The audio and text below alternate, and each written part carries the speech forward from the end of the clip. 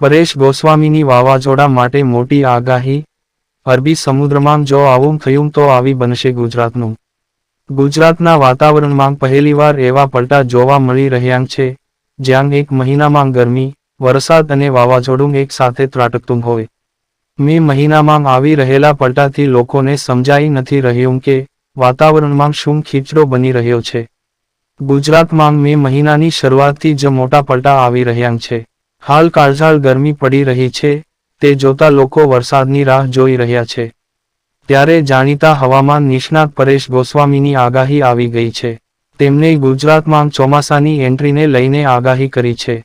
હવામાન નિષ્ણાત પરેશ ગોસ્વામીએ ગુજરાતમાં ચોમાસાની વિધિવત એન્ટ્રી અને પ્રી મોન્સૂન એક્ટિવિટી અંગે અનેક અનુમાન કર્યા છે.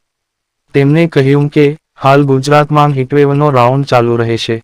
તેના બાદ 24મી 30 મે સુધી ગુજરાતના અનેક વિસ્તારોમાં પ્રીમોન્સૂન એક્ટિવિટી ચાલુ રહેશે.